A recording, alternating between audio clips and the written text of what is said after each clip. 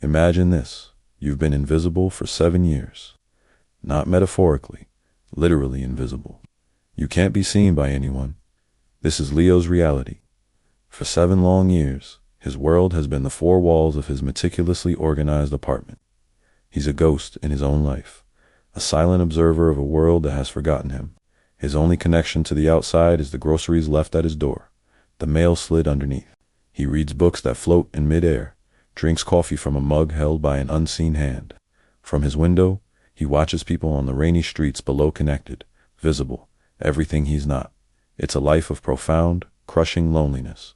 Then, one night, the impossible happens. A knock at the door. Sharp, urgent. Leo freezes. In his shock, the coffee mug he's holding drops and shatters. No one ever knocks. The knocking comes again, more insistent. A key turns in the lock, and the door swings open. A young woman, Maya, stands there, dripping wet and frustrated. She's his downstairs neighbor from apartment 4B. Her ceiling is leaking, and the building super told her the guy in 5B never answers. She steps inside, flicks on the light, and sees the shattered mug. Great, she mutters to herself, thinking she's now a trespasser. As she bends to pick up the broken pieces, something extraordinary occurs. A dish towel from the kitchen counter lifts into the air, floats across the room, and drops neatly beside her. Maya goes completely still. She didn't see it move, but she knows it wasn't there a second ago. Her eyes dart around the sterile, empty-looking apartment. She's a medical researcher, a woman of logic, but what she's experiencing defies all reason. Her gaze lands on a faint depression on a sofa cushion, the exact shape of someone who just stood up. Her heart pounds, but her voice is steady. "You're here, aren't you?" She asks the empty room. The silence that follows is heavy. Then, a pen rises from the coffee table and taps once on a notepad. A single, clear acknowledgement. Maya lets out a breath she didn't realize she was holding. "Right, okay. Hi, I'm Maya." The pen hovers for a moment, then writes in clean. Deliberate script. "Leo, Leo," she says, her scientific curiosity beginning to overpower her fear. "Your condition, is it permanent?" The pen writes back, "Yes." "How long?" 7 years, 4 months. The pen spells out. Maya's mind races. "Have you seen anyone? Had tests run?" The pen's writing becomes frantic, almost angry. "Tried, panic, lab rat." "I get it," Maya says, her voice softening. "I'm a researcher at Genodyne Cellular Biology. This is incredible and terrifying for you. The isolation must be." She trails off, truly seeing his apartment for the first time. The single plate set for dinner, the absence of photos, the suffocating silence. Just then, a voice materializes in the air right next to her, soft and filled with a deep, vibrating sadness. It's quieter than you can imagine. Maya doesn't flinch. She turns toward the source of the voice, her eyes searching the empty space. "You can talk," she states simply. "The pen is tedious," Leo's voice replies. "You're the first person in here in years. Why aren't you running?" Maya's answer is what changes everything. "Because you handed me a towel," she says. "Not a weapon, and you sound sad." A moment passes.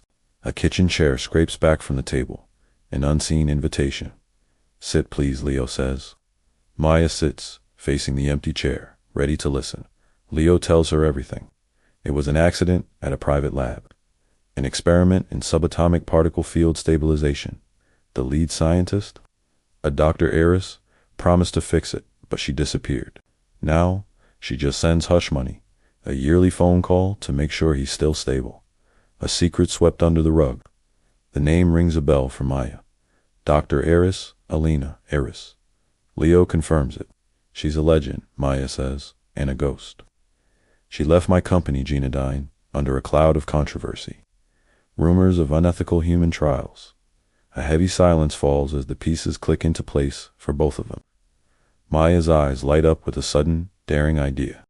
"Leo, if her original work caused this, maybe her later research holds the key to reversing it. Her last papers were on harmonic field resonance. It could be a counter-frequency." Leo is bitter.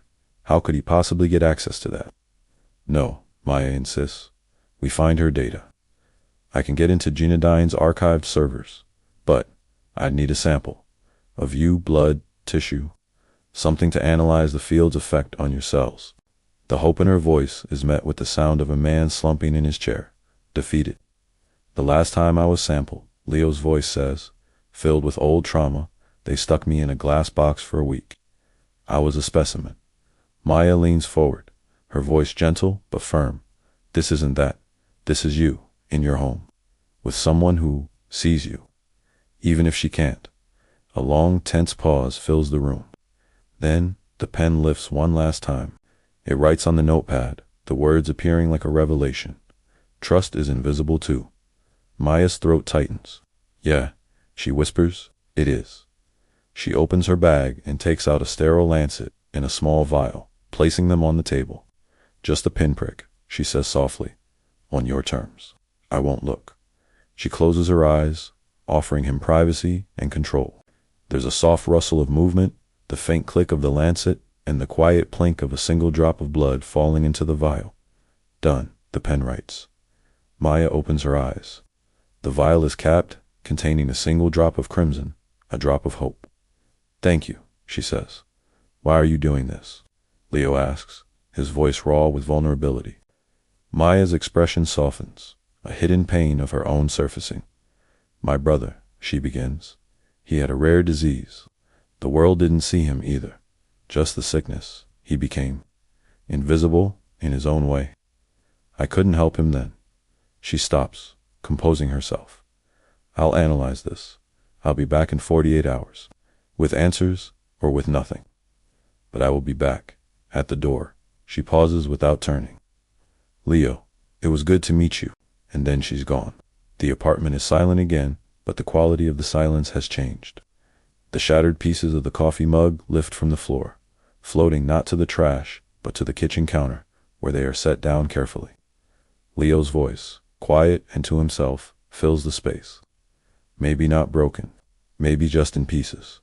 For the first time in 7 years, his apartment doesn't feel empty. It feels like it's waiting. Waiting for a connection that might just make the invisible visible again. Thanks for watching. If you enjoyed this story, don't forget to like, subscribe, and hit the bell for more.